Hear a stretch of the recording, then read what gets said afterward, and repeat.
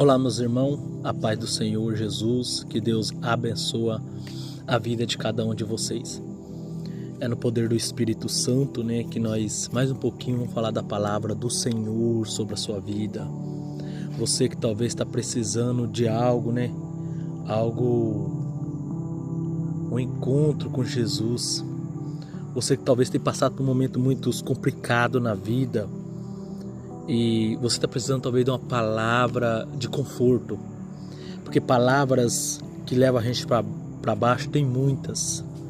Mas palavra de conforto, palavra de Deus, é poucas palavras que você vai ouvir. A palavra de Deus começa nos relatando sobre os discípulos em alto mar. E os discípulos estavam num barco. Jesus despede eles vai para o barco para passar para outro lado, para outra cidade.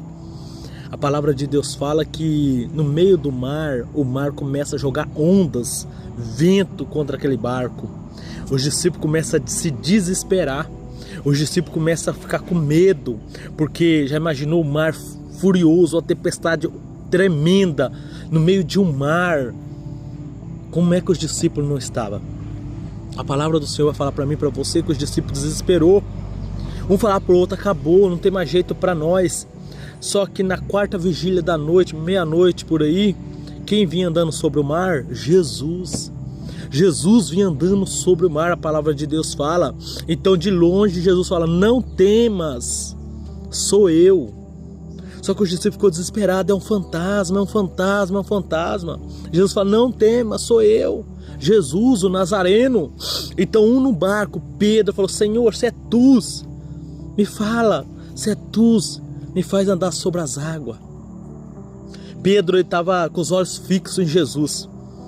Pedro estava com fé que ele podia andar sobre as águas. Pedro começa, a palavra do Senhor fala que ele desce do barco. Jesus chama, então vem Pedro até mim. E Pedro começa a andar sobre as águas. Só que no meio da caminhada, Pedro começa a tirar os olhos de Jesus. Pedro começa a olhar para a tempestade. Pedro começa a olhar para o mar, Pedro começa a olhar para as ondas que estava furiosa. Jesus queria que Pedro olhasse para ele, não para o mar, não para as ondas, não para as dificuldades, não para a tempestade.